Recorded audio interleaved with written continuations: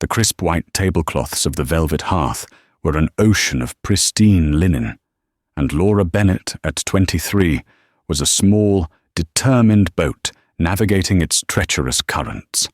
Her uniform, a tailored black shirt and a deep crimson skirt, was her sail, and the heavy silver tray she balanced was her cargo.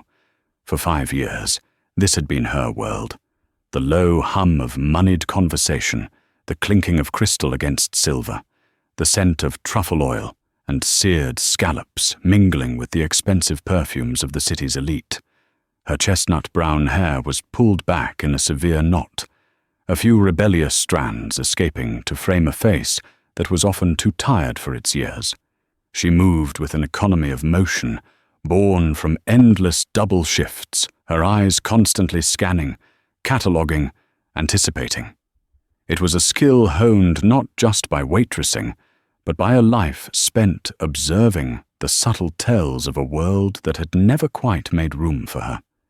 She saw the tremor in the hand of the CEO, celebrating a hostile takeover, the flicker of disappointment in the wife whose husband checked his phone more than he looked at her, the nervous energy of a young couple on a first date, both pretending to be more sophisticated than they were. Her manager, Ethan Morales, a man whose ambition was as slick and cloying as the pomade in his hair, called it being a good waitress. Laura called it survival. Ethan was watching her now from his perch near the reservation stand, his eyes narrowed. He thrived on catching mistakes, a petty tyrant in a kingdom of amuse-bouches and vintage Bordeaux. "Bennett!" he'd hissed earlier, his voice a low threat. "Table 7, the Coles, Nathan Cole. You know who that is. Don't screw it up. This isn't one of your community college charity cases. This is real money." Laura knew who Nathan Cole was. Everyone did. His face was a fixture in financial magazines, a modern Midas whose touch turned fledgling tech startups and forgotten real estate into gold. He was 37, a widower, and notoriously private.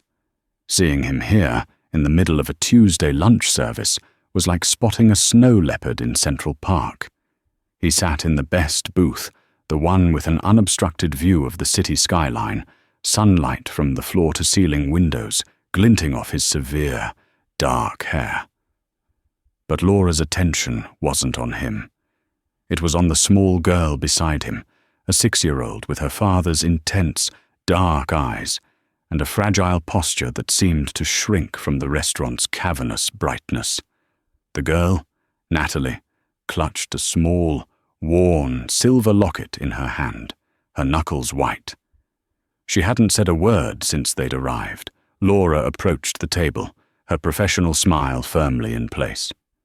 "Good afternoon, Mr. Cole. Welcome to the Velvet Hearth.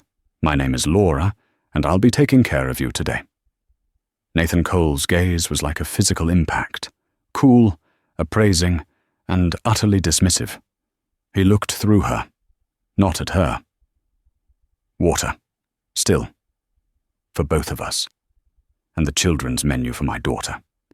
His voice was clipped, impatient, the sound of a man for whom time was a commodity he refused to waste on pleasantries. Laura's smile didn't falter, but she directed her next words to the little girl. "Hello, Natalie," she said softly, crouching down slightly to be closer to her level. It was a small gesture, but it changed the dynamic, a breach of the invisible wall between server and patron. Nathan's jaw tightened almost imperceptibly. Natalie's eyes widened, surprised to be addressed directly. She clutched her locket tighter. "That's a very beautiful locket," Laura said, her voice gentle. "Is it special?" The little girl looked at her father, a silent question. He gave a curt, almost imperceptible nod. Natalie held it out a fraction of an inch. "It was my mummy's," she whispered, the words so quiet they were nearly lost in the restaurant's hum. "I'm sure she would be very happy to know you're taking such good care of it," Laura said, her heart aching for the child. She knew that look of premature loss. She'd worn it herself. "You know, my dad gave me something special, too. A little compass. He said so I'd always find my way." She didn't add that the compass was long gone, sold to pay for a month of her mother's medication. Sometimes, holding on to things that remind us of people we love makes them feel a little closer, doesn't it? For the first time, a flicker of something other than anxiety crossed Natalie's face. A tiny, hesitant nod. Nathan Cole was watching the exchange, his mask of indifference cracking.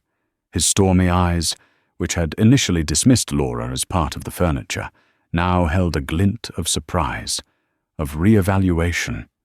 He had seen a dozen therapists and child psychologists try and fail to coax his daughter out of her shell with practiced techniques and clinical smiles. This waitress, in 30 seconds, had forged a connection he hadn't seen his daughter make with a stranger in 3 years. "What do you recommend?" he asked, the question directed at Laura, and this time he was actually looking at her. The impatience in his tone had been replaced by a grudging curiosity. The rhythm of the lunch service was a symphony Laura knew by heart, the crescendo of orders, the frantic ballet of the kitchen, the slow diminuendo as plates were cleared, and conversation softened over coffee. She moved through it all with a practiced grace, but her mind kept returning to table 7. She made sure Natalie's pasta was cut into small, manageable bites. She brought her a glass of apple juice with a crazy straw she'd personally bought and kept in her locker for just such occasions. She treated them not as Nathan Cole, the billionaire, and his daughter, but as a father and child trying to navigate a difficult lunch. She had learned the art of observation out of necessity. After her father's business collapsed under a mountain of debt, followed swiftly by his fatal heart attack, Laura had become the sole caretaker for her mother, whose grief had triggered a rapid, cruel decline into dementia. Laura had to learn to read the subtle signs of her mother's confusion, her fear, her moments of fleeting lucidity. That same hyper-awareness now served her in the restaurant. It was why she knew which regulars were having an affair, who was on the verge of bankruptcy, and who was genuinely happy. It was a silent, secret knowledge that made her feel less like a servant and more like an anthropologist, and it was that hyper-awareness that made her notice him first. He wasn't a customer. He was all wrong. His clothes were decent, but didn't fit the room's expensive tailoring. His movements were jerky, his eyes wide, and scanning the room with a paranoid intensity that was wildly out of place. He was standing near the entrance, half hidden by a large potted ficus, and his hand was tucked inside his jacket in a way that made the hairs on Laura's arms stand on end. Ethan was schmoozing with a food critic at the bar, his back to the door. No one else seemed to notice.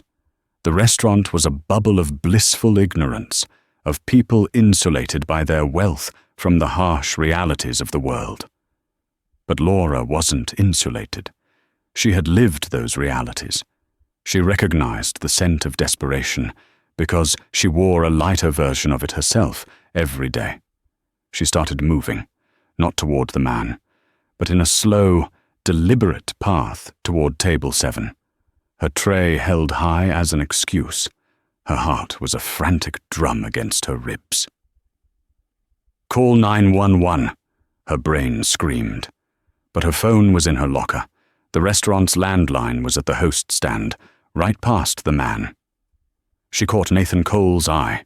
She tried to signal with her own, a subtle flick toward the entrance, a tightening of her expression.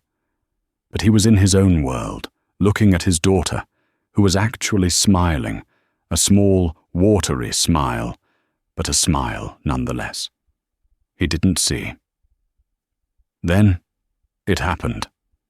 The man pulled his hand from his jacket, and the object in it was not a wallet. It was dull black metal, ugly and absolute.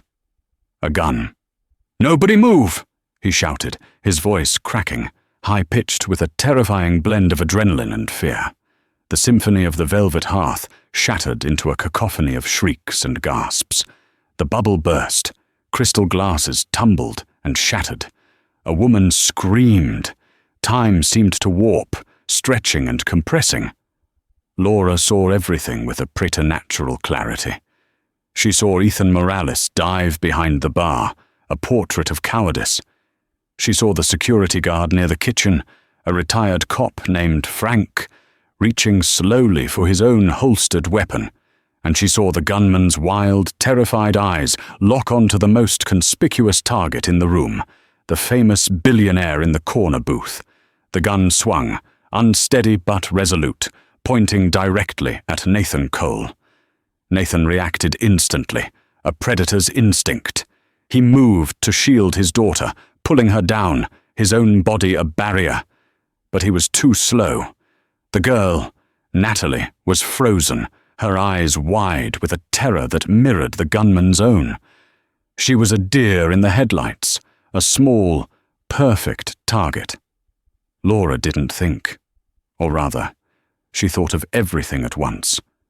She thought of the first aid course she'd taken when her mother's health began to fail. The instructor's calm voice explaining bullet wounds, entry and exit. The importance of protecting the torso. She thought of her father's compass and the promise to always find her way. She thought of the small girl who had lost her mother and deserved to keep her father. Action, pure and unhesitating, took over. She dropped her heavy silver tray. It hit the marble floor with a deafening clang that startled the gunman for a critical half-second. In that instant, she launched herself forward. It wasn't a graceful leap. It was a desperate, clumsy, full-body tackle aimed not at the gunman, but at the table. She hit the heavy oak table with her shoulder, using every ounce of her strength and momentum. It screeched across the floor, sliding a precious 2 feet, creating a new, chaotic angle of trajectory. The shot rang out, a deafening crack that echoed in the sudden silence. It was not a Hollywood sound. It was flat, brutal, and final. Laura didn't feel it at first. She only felt the momentum carrying her over the now displaced table, her arms outstretched, wrapping around the small, trembling form of Natalie Cole. She twisted her body in midair, a final, instinctual act of shielding, putting her own back between the child and the direction of the shot. They landed in a heap on the plush carpet behind the booth. The impact knocked the wind out of her. For a moment, there was only the scent of expensive wool, Natalie's terrified whimpers, and a strange, spreading warmth in her side. "It's okay," she gasped, her voice a ragged whisper against Natalie's hair. "You're safe. I've got you." The world outside their small, protected space was chaos. Another shot, then a heavy thud as Frank, the security guard, finally subdued the gunman. Shouts, crying. The sound of Nathan Cole's voice, raw with terror, roaring his daughter's name. "Daddy!" Natalie sobbed, muffled against Laura's chest. Heavy footsteps pounded towards them. "Natalie." Nathan's face appeared over the edge of the booth, pale, his composure utterly shattered. His eyes, frantic with fear, scanned his daughter, searching for injury. When he saw she was unharmed, a wave of relief so profound it was almost violent washed over him. Then his gaze fell to Laura, and his expression turned to one of horror. "You're," he started, his voice failing him. Laura looked down. The crimson of her skirt was turning a darker, wetter shade. The warmth in her side was now a searing, white-hot pain. "She's okay," Laura said, the words feeling thick and slow in her mouth. It seemed vitally important that he understand. "Natalie's okay." "My God," he breathed, vaulting over the booth. His hands, surprisingly gentle for a man of his power, hovered over her side, unsure of what to do. "You're bleeding. Someone call an ambulance. Now!" "The lady saved me, Daddy," Natalie whispered, her small hands clinging to her father's arm. "She's a hero." Laura tried to smile at the little girl, but the edges of her vision were starting to go dark and fuzzy, like an old photograph fading at the corners. The sounds of the restaurant, the sirens in the distance, Ethan Morales finally emerging from behind the bar, the frantic whispers of the patrons, all began to merge into a single, dull roar. The last thing she saw before the darkness swallowed her completely was Nathan Cole's face, his stormy eyes wide with a terrifying, unreadable mix of gratitude, disbelief, and something that looked devastatingly like fear. And in that moment, he was not a billionaire. He was just a man who had almost lost everything. The first sensation was a rhythmic, insistent beeping, a metronome marking a time she couldn't comprehend. The second was a dull, throbbing ache in her left side, a deep and resonant pain that was the undeniable signature of being alive. The third, and most disorienting, was the low murmur of voices, a quiet chorus of powerful men. Laura Bennett forced her eyelids open. They felt heavy, as if weighted with lead. The light was sterile and unforgiving, the quintessential fluorescent glare of a hospital room. Her gaze struggled to focus, and when it did, the sight before her made no sense. She was surrounded, not by doctors or nurses, but by a small army of men in suits that cost more than her car. They stood in a loose, formidable semicircle around her bed, their expressions a strange mixture of solemn respect and intense curiosity. She counted them automatically. 10. No, 12. More. There were at least 20 people in the room, a silent, imposing congregation. And at the forefront, standing closest to her bed, was Nathan Cole. He wasn't wearing the impeccable suit she remembered. He was in wrinkled slacks and a dark sweater, his jaw shadowed with stubble, his eyes etched with an exhaustion so profound it seemed to have settled into his very bones. Beside him, holding his hand, was Natalie, looking small and lost in the cavernous room. "What?" Laura's voice was a dry, raspy whisper. "What's happening?" Nathan stepped forward, his movement causing a subtle shift in the room, as if the other men were satellites in his orbit.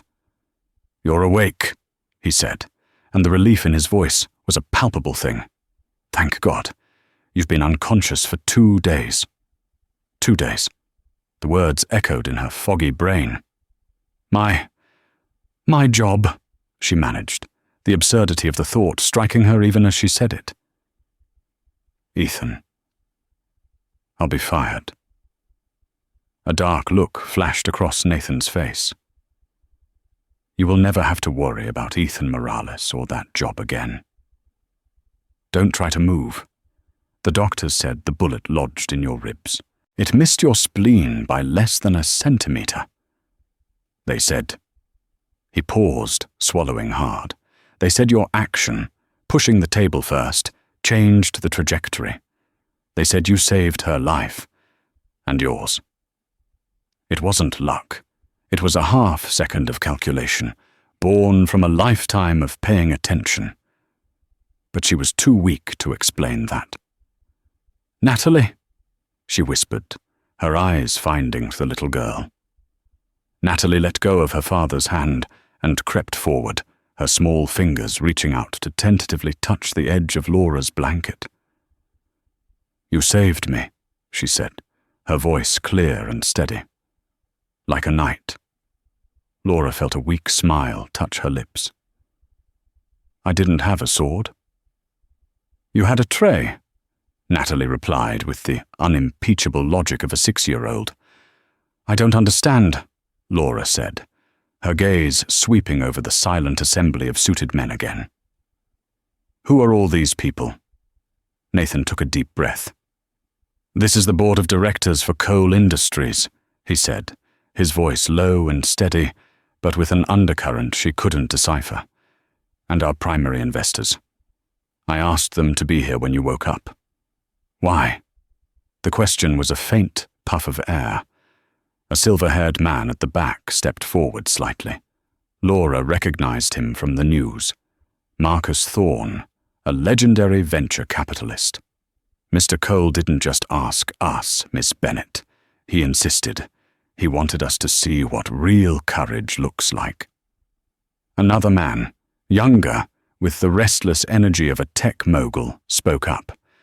He told us that we spend our days moving billions of dollars, making decisions that affect markets and economies, and we call it taking risks. He said he wanted us to meet someone who actually knows what risk is. Nathan's eyes never left Laura's. There was a fierce, protective quality in them now, a stark contrast to the cool dismissal she'd first encountered. They needed to understand, he said, his voice dropping so only she could hear. I needed them to understand that the most valuable asset I have in the world was protected not by my money or my security, but by a waitress who earns in a year what they spend on a vacation. I wanted them to look you in the eye. I wanted them to see the person who reminded me what's actually important. It was a speech, a performance. But as Laura looked at Nathan's face, at the raw emotion warring with his habitual control, she realized it was devastatingly real. He wasn't just expressing gratitude. He was making a declaration, drawing a line in the sand for his entire world to see. He was elevating her, a waitress from the South Side, into a symbol. The idea was terrifying. One by one, the men came forward. They introduced themselves, names she'd only ever seen in headlines. They spoke in hushed, respectful tones, thanking her, calling her a hero. They left business cards on her bedside table, a small mountain of embossed paper promising that if she ever needed anything, a job, an investment, a connection, she had only to call. It was surreal, like a fevered dream. Through it all, Nathan remained, a fixed point in her spinning world. After the last board member had departed, a heavy silence fell over the room, broken only by the steady beep of the heart monitor. You should go, Laura said finally, the effort of speaking exhausting her. You need to rest. Natalie. I'm not going anywhere, he said, his tone leaving no room for argument. He pulled a chair to her bedside and sat, taking Natalie onto his lap. My daughter is safe because of you. My entire world is intact because of you. The least I can do is sit here until you're strong enough to tell me to get lost. He was different. The cold, impenetrable fortress he presented to the world had been breached. The man sitting before her was raw, vulnerable, and grappling with a debt he clearly didn't know how to repay. You don't owe me anything, she whispered. That's where you're wrong, Laura, he said, using her first name for the first time. It sounded strange and intimate in the quiet room. I owe you everything, and I have a feeling I'm going to spend a very long time trying to figure out how to even begin to pay it back. He reached out, his fingers hesitating for a moment, before gently brushing a stray strand of hair from her forehead. The touch was light, but it sent a jolt through her system, a spark of warmth that had nothing to do with her fever and everything to do with the unguarded intensity in his storm-grey eyes. In that moment, Laura realized that the bullet had changed more than just the trajectory of her day. It had irrevocably altered the course of her entire life. Recovery was a slow, grueling process. Days blurred into a monotonous cycle of pain medication, physical therapy, and the relentless boredom of hospital walls. But there were two constants, the throbbing ache in her side and Nathan Cole. He was there every single day. He arrived after dropping Natalie at school and stayed until visiting hours ended. He wasn't a comfortable visitor. He was a man of action, and the forced passivity of a hospital room made him restless. He paced. He took calls in the hallway, his voice a low, authoritative rumble. He tried to manage her recovery, firing the first physical therapist for not being aggressive enough, and hiring the supposed best in the state. He's a bit much, isn't he? Laura's nurse, a kind, no-nonsense woman named Maria, commented one afternoon after Nathan had finished interrogating a doctor about Laura's potassium levels. He means well, Laura defended, though she felt the same way. Nathan's gratitude was a heavy, smothering blanket. He had her hospital bills redirected to his accountants, arranged for gourmet meals to be delivered to her room, and had a brand new, top-of-the-line laptop delivered because he thought she might be bored. "I can't accept all this," she told him one evening, gesturing to the lavish spread of food she hadn't touched. "Why not?" he asked, genuinely perplexed. To him, this was simple logic. A problem existed, her comfort, and he was applying the most efficient solution: money. "Because I didn't do what I did for a reward, Nathan. It wasn't a transaction. You turning it into one, it cheapens it." He looked at her, a flicker of something, frustration, maybe even hurt, in his eyes. "I don't know how else to do this, Laura. I'm good at acquisitions, at resource allocation. I'm not good at this." He waved a hand vaguely, encompassing the entire emotional quagmire they were in. "My wife. After she got sick, I tried to fix it. I flew in specialists from around the world, funded research trials. I threw money at the problem, and it didn't work. She died anyway. It was the most personal thing he had ever said to her." The confession hung in the air between them, raw and painful. "I'm not a problem for you to fix," she said softly.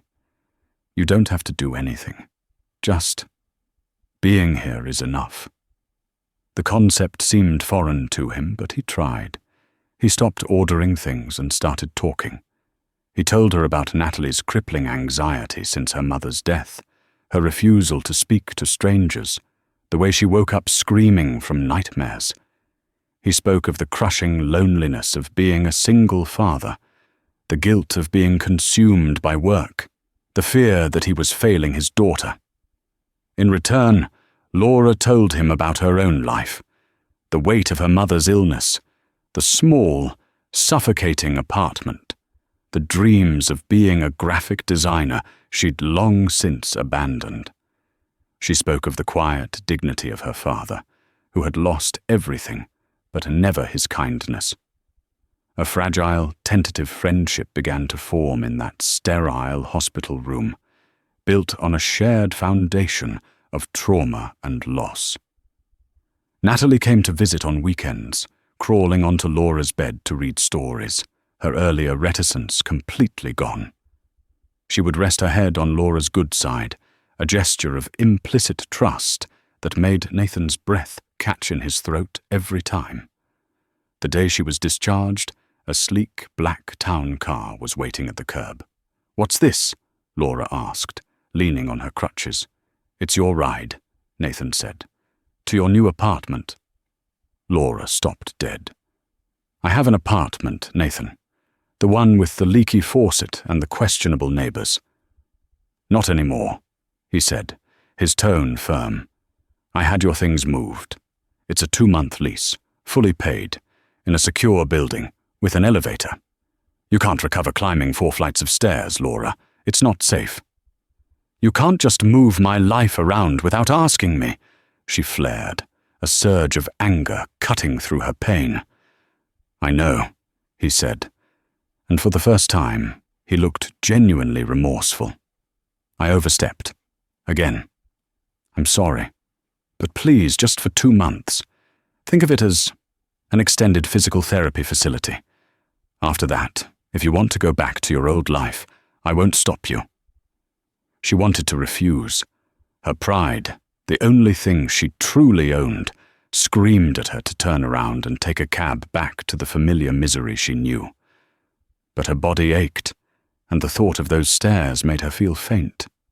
2 months, she said, the words feeling like a surrender. The apartment was beautiful, of course. It had sweeping views of the city, soft, comfortable furniture, and a kitchen stocked with everything she could possibly need. It was also sterile and impersonal. A gilded cage. For the first week, Laura felt like a ghost haunting someone else's life. Then came the news she had been dreading. A formal letter from the Velvet Hearth arrived by courier. It was from Ethan Morales. She was fired. The letter was cold and corporate, citing her involvement in a security incident that disrupted business and endangered patrons. It was a slap in the face. He was blaming her. She was reading the letter for the 10th time, a cold fury building in her chest when Nathan arrived for his daily check-in. He took one look at her face and the letter in her hand. "Let me see that," he commanded, his voice dangerously quiet. He read it, and a muscle in his jaw began to twitch. He pulled out his phone and made a call. "Get me Harrison Beaumont," he barked into the phone. "Now!" Harrison Beaumont, Laura knew, owned the restaurant group that included the Velvet Hearth. "Harrison," Nathan said when the call connected, his voice dropping to an icy calm. "Nathan Cole. I'm calling about your manager at the Velvet Hearth, Ethan Morales." "Yes, that's the one. He's just fired the woman who saved my daughter's life." "No, I don't think you understand. This isn't a request. You will fix this, or I will make it my personal mission to acquire every single property in your portfolio, starting with your flagship, and I will tear them down to build parking garages. Am I clear?" He hung up. The silence in the room was absolute. Laura stared at him, stunned by the casual, brutal display of power. He had just threatened to ruin a man's empire over her job. "You shouldn't have done that," she said weakly. "Yes," he said, his eyes blazing. "I should have." An hour later, a terrified Harrison Beaumont called her personally, apologizing profusely and offering her job back, along with a promotion to assistant manager. Laura refused. She never wanted to set foot in that place again.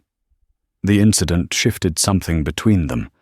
Laura saw the full, terrifying extent of Nathan's power, and he saw a vulnerability in her he hadn't fully appreciated.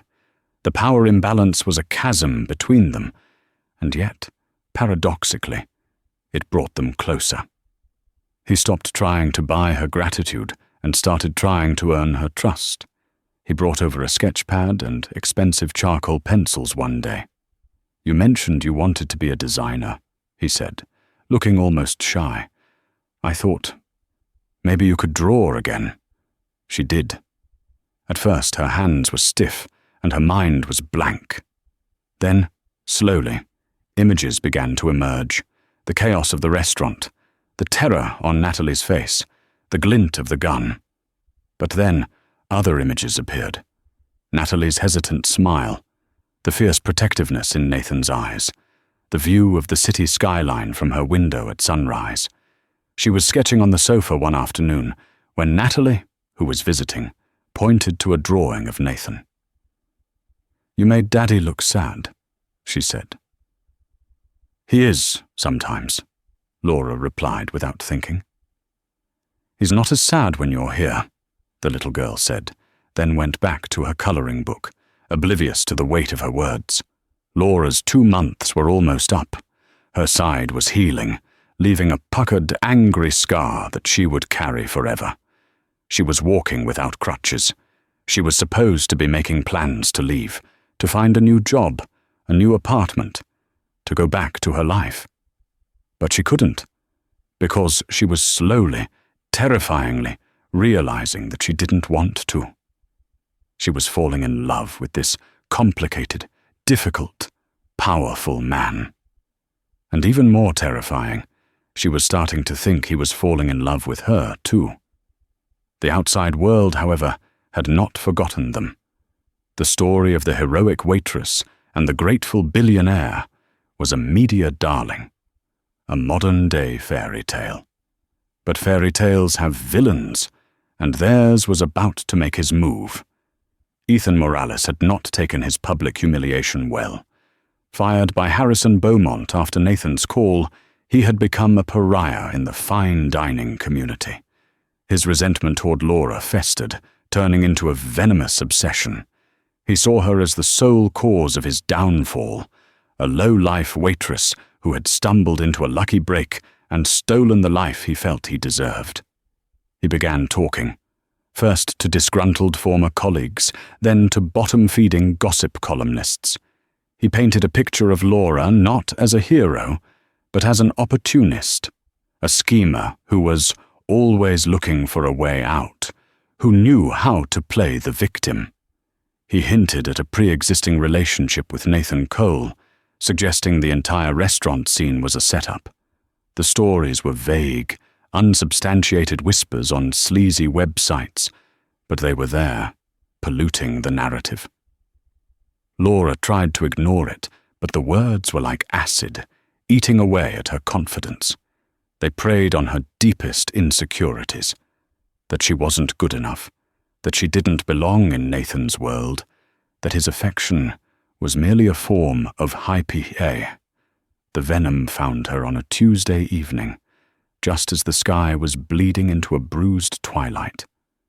Laura was leaving the Community Arts Center, her heart still humming with the chaotic, joyful energy of the children she'd spent the afternoon with. The scent of clay and cheap tempera paint clung to her clothes, a perfume of purpose she was beginning to cherish. She felt a flicker of something she hadn't felt in a long time, a quiet, uncomplicated contentment. And then he was there, stepping from the shadow of a delivery van like a physical manifestation of her deepest anxieties. Ethan Morales. He was a ruin of the man she remembered. The slick pomade was gone, his hair unkempt. The bespoke suit had been replaced by a rumpled jacket that hung loosely on a frame made gaunt by bitterness. But the eyes were the same, only now the petty tyranny had curdled into something feverish and raw. "Well, well," he began, his voice a rasp of gravel and malice. Saint Laura of the crayons, still playing the part, the humble hero, the woman of the people. It's a touching performance. Does he send a car for you, or do you have to pretend to take the bus until you're out of sight? Laura froze, her hand clenching the strap of her tote bag. The street wasn't empty. A mother was buckling her child into a car seat nearby. A couple walked their dog on the other side. A cold, public dread washed over her. "Ethan, leave me alone." "Oh, I'm not here to hurt you," he sneered, taking a step closer, forcing her back against the brick wall of the center. The rough texture scraped against her jacket. "Damage the merchandise. Cole would probably buy the police department just to spite me. No, I'm here for a review. I want to tell you, face to face, how utterly convincing your act is." He leaned in, his breath a sour mix of stale coffee and something acrid, like burnt ambition. "You're a masterpiece, Bennett, a parasite who learned to dress up as a princess. You think anyone believes this fairy tale? You think he loves you?" The word hung in the air, a profanity in his mouth. "A man like Nathan Cole doesn't love," Ethan hissed, his voice dropping to a conspiratorial whisper that was more chilling than a shout. "He acquires, he possesses, he pays debts. And you, my dear, are the most expensive debt he's ever had to settle. He looks at you, and he doesn't see a woman. He sees a walking, breathing reminder of his own failure. The day his security, his power, his money meant nothing. You're his penance. And penance gets boring, Laura. Sooner or later, the guilt fades, the debt is considered paid, and he'll toss you back into the gutter you crawled out of. And I will be there, and I will laugh." Every syllable was a poisoned dart, crafted to find the thinnest parts of her armor. They weren't just insults, they were her own secret, nocturnal fears given voice and form. "You're wrong," she managed, her own voice a thin, brittle thing. "Am I?" He gave a short, humorless laugh. "Look at your clothes. He bought them. The apartment you sleep in. His. The food in your stomach. Paid for by a man who could buy this entire city block and not notice the expense. You have nothing. You are nothing but a reflection of his wealth. You didn't just take a bullet. You took my life, my career, my reputation, everything I built. And for what? To live as his pet project? Enjoy the gilded cage, Laura. The door is going to slam shut sooner than you think." He straightened up then, a final, triumphant smirk twisting his lips. He gave a mock bow, a gesture of pure contempt, and melted back to the deepening shadows, leaving her pinned against the wall by the weight of his words. Laura didn't move. She couldn't. The sounds of the street, the car door slamming, the dog barking, seemed to come from a great distance. She felt hollowed out, scoured clean of the simple joy she'd felt only moments before. He hadn't laid a hand on her, but she felt bruised to her very soul, because the most terrifying part, the part that made her want to curl up and disappear, was that a sliver of her believed him. She slid down the rough brick, folding in on herself, and the tears that came were not for the pain in her side, but for the sudden, crushing weight of a humiliation so profound it felt like it might erase her completely. The silence in the car was a living thing, a suffocating presence that sat between her and Nathan. He had taken one look at her face under the streetlight, the tear tracks, the haunted vacancy in her eyes, and his own face had hardened into a mask of controlled concern. He hadn't pressed, hadn't demanded an explanation, a restraint she knew was costing him. He was a man who solved problems, and right now, she was a problem he couldn't decipher. That night, sleep was a distant country she could not reach. She lay in the cavernous bed, the 1,000-thread count sheets feeling like silk chains. Ethan's words echoed in the opulent silence of the apartment.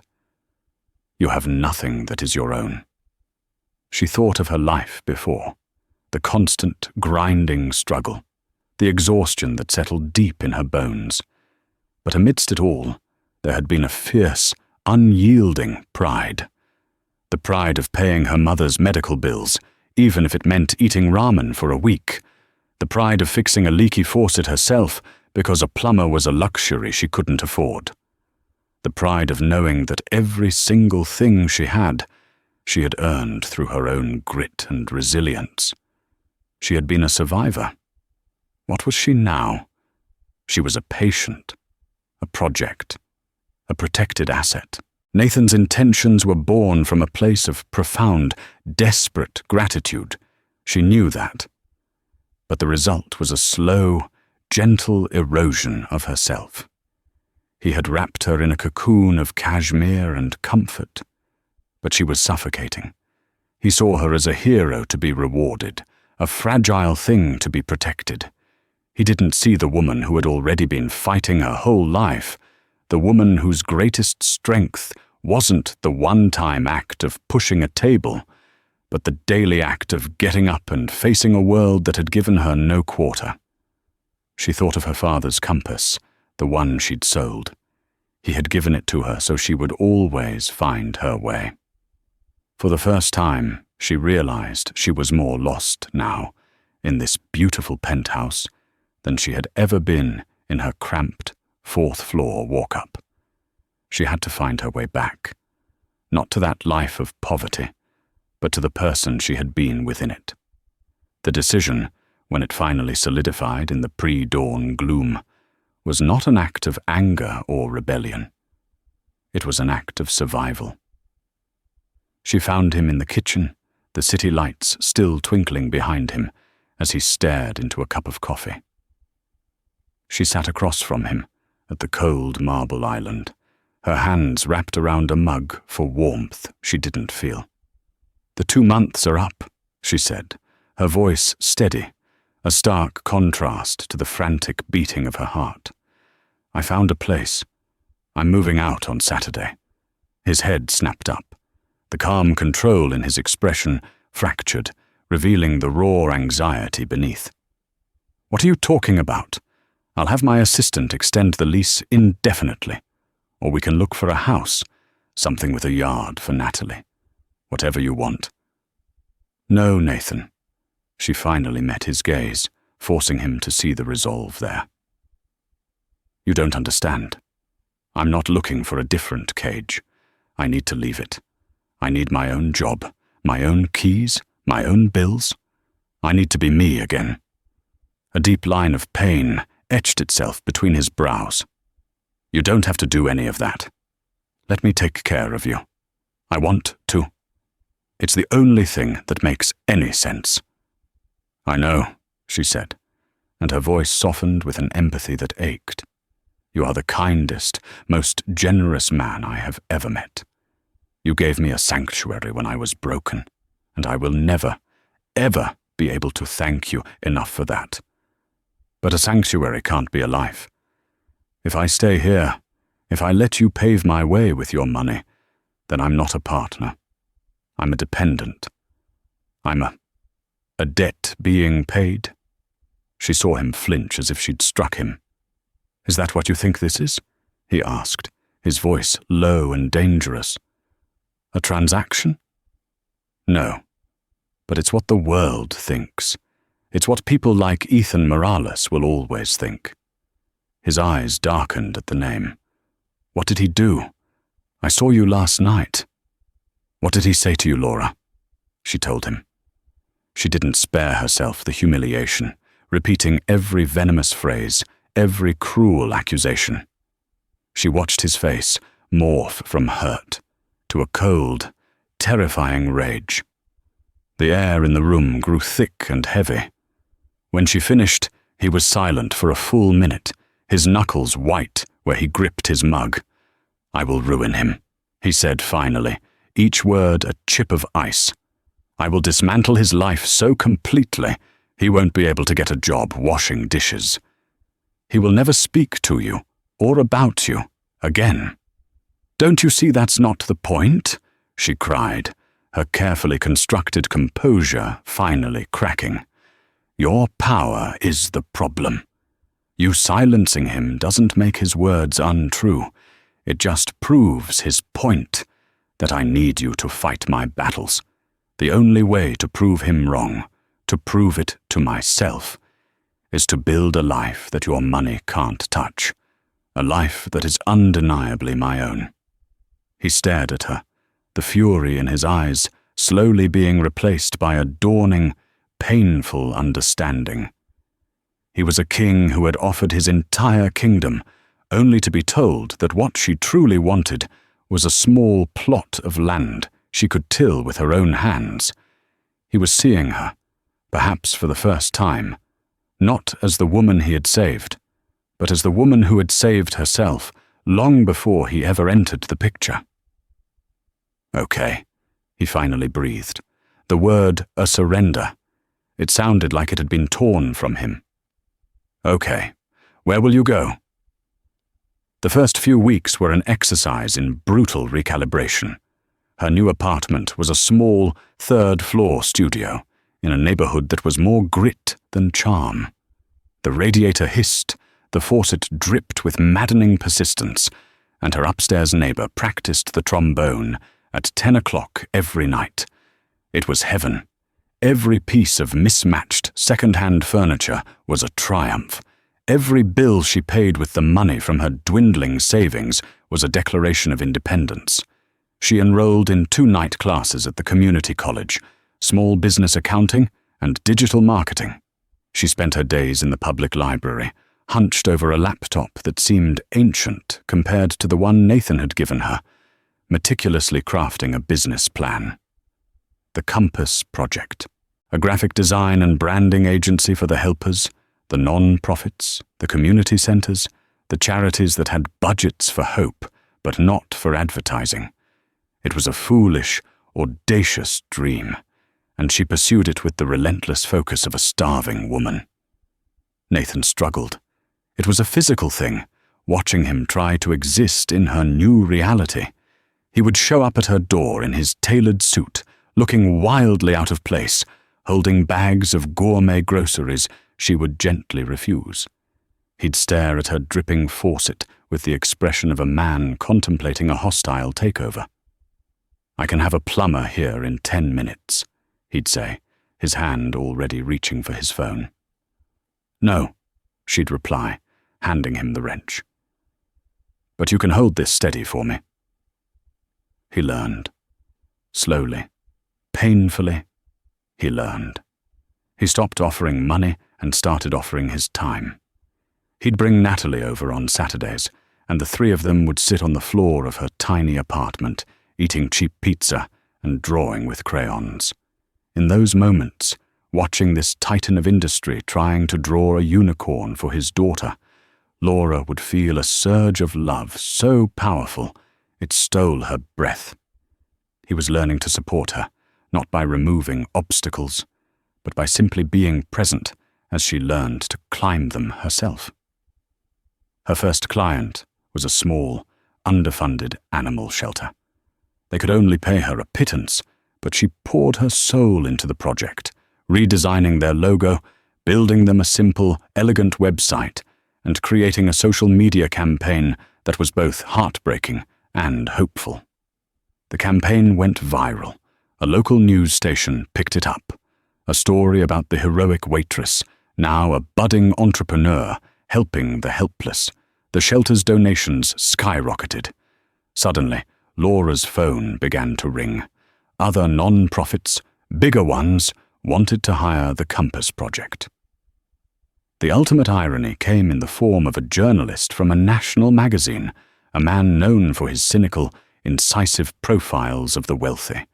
He had been assigned the billionaire and the waitress fairy tale, and he arrived at her studio, a rented corner of a shared workspace, clearly expecting to uncover a gold-digging opportunist.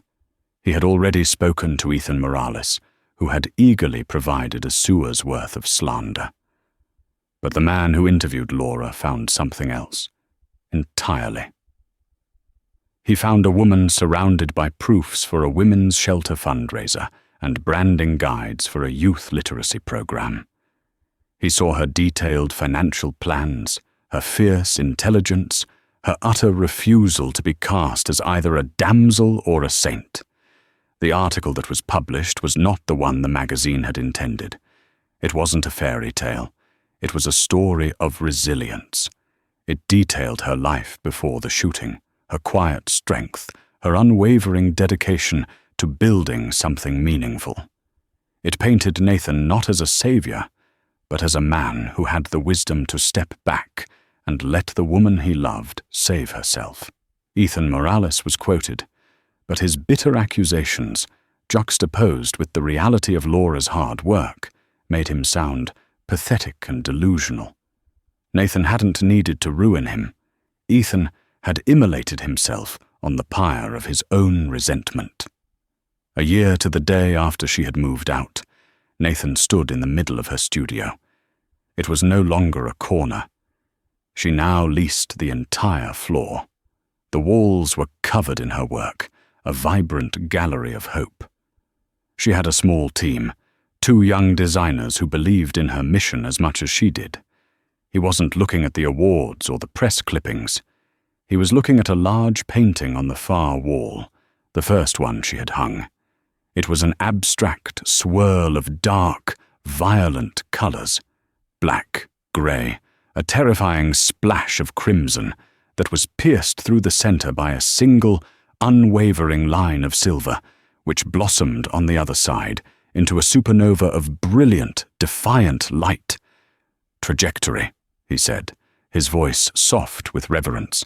He knew its name by heart. "I was wrong," he continued, turning to face her. The arrogance that had once been his armor was gone, replaced by a quiet, humble strength she'd helped him find. That night, when you told me you were leaving, I thought I was losing you. I thought my world was ending all over again. I was so terrified. It was the only way we could truly begin, she said, closing the space between them. She reached up and touched the scar that was barely visible above his collar, a faint white line from a childhood accident. He mirrored the gesture, his fingers gently tracing the side of her face, as if he could feel the ghost of her own scar beneath the skin. They were both survivors, marked by life in different ways. I tried to buy your safety, he admitted, his voice thick with emotion. I tried to build you a fortress of money because it was the only tool I had. I thought my strength was in my power. But you taught me that real strength is about letting go, about trust. You didn't just save Natalie, Laura. You saved me from the man I was becoming. And you, she whispered, her heart so full it felt like it might burst. You gave me the greatest gift anyone has ever given me. You saw that I was drowning, and instead of just pulling me out, you gave me the space to learn how to swim on my own. He leaned in, and the kiss was not one of gratitude or debt, of rescuer or rescued. It was a kiss of equals, a quiet testament to a love that had been forged not in a single dramatic moment of heroism, but in the 1,000 small, difficult, courageous choices they had made every day since. It was the love of two people who had walked through fire and found not a fairy tale on the other side, but something far more real, more durable, and infinitely more precious. A partnership built on a foundation of mutual respect and a future they would navigate together, guided by a compass of their own making.